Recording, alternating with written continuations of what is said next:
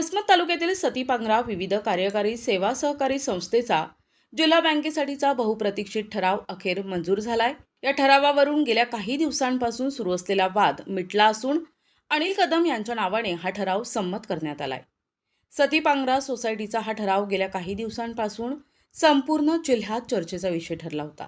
यापूर्वी 13 एप्रिलला या ठरावावरून 2 गटात मोठा राडा झाला होता, ज्यामुळे प्रक्रिया रखडली होती।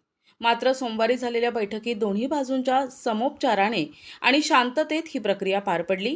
जिल्हा बँकेच्या निवडणुकीच्या पार्श्वभूमीवर हा ठराव अत्यंत महत्त्वाचा मानला जात होता। अखेर सर्व सदस्यांच्या संमतीने अनिल कदम यांच्या नावाचा ठराव मंजूर करण्यात आला असून यामुळे या संस्थेचा जिल्हा बँकेतील प्रतिनिधित्वाचा मार्ग मोकळा झालाय। आज पांगरा सती विविध कार्यकारी सेवा सहकारी संस्थेचं परभणी जिल्हा मध्यवर्ती बँकेला प्रतिनिधी पाठविण्याकरता संचालक मंडळाची बैठक बोलवण्यात आली होती। त्या बैठकीमध्ये 7 विरुद्ध 0 अशा पद्धतीनं ठराव पारित करण्यात आला। संस्थेचे चेअरमन स्वतः अनिल देवदासराव कदम यांच्या नावानं देण्यात आला। सर्व संचालक मंडळाचं जे एकमत होतं त्याच्यापैकी 7 संचालक मंडळांनी या ठरावाला मतदान केलं। म्हणजे मतदान झालंच नाही, या ठरावाला 7 लोकांनी पाठिंबा दिला। बिनविरोध हा ठराव मंजूर करण्यात आला। पण मागच्या 13 तारखेला सुद्धा संस्थेचा ठराव होता, त्या संस्थेतसुद्धा आमचे 7 लोक होते। पैकी आता विरोधकानं काहीतरी कुरापत काढून आमचे विठ्ठलरावजी सरोदे यांच्या मुलाला सांगून त्यांना त्या सभागृहामध्ये येऊ दिलं नाही। पण विठ्ठलरावजी सरोदे यांचं जे या ठरावाच्या बाजूनं ठाम मतदान होतं ते सुद्धा आज लोकांच्या समोर आलं। पण त्या दिवशी जे वाद विषयच नाही।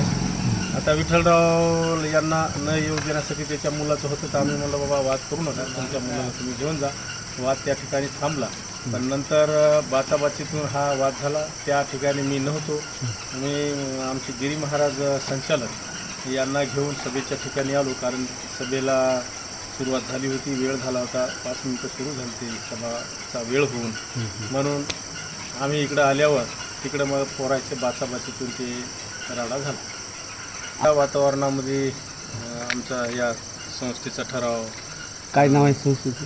पांगरा सती विविध कार्यकारी सेवा सहकारी संस्था मर्यादित पांगरा सती, या संस्थेचा जे प्रतिनिधी पाठवायचे आपल्याला परभणी जिल्हा मध्यवर्ती बँकेसाठी, तर त्या अनुषंगानं हा ठराव 7 विरुद्ध 0 अशा पद्धतीनं त्याला मान्यता मिळाली। आता हे आमचे विठ्ठलराव सरोदे, हां, लक्ष्मण गणपतगिरी, बालाजी बाबाराव कदम, भगवानराव पर्वतराव कदम, अर्जुनराव बाबाराव कदम आणि ज्ञानेश्वर रावसाहेब कदम, एकंदरीत आमचे हे असे 7 लोक आहेत आणि ते आमच्या सोबतच आहेत। त्या दिवशीसुद्धा होते, पण ते तसा किती लोकांची बॉडी आहे?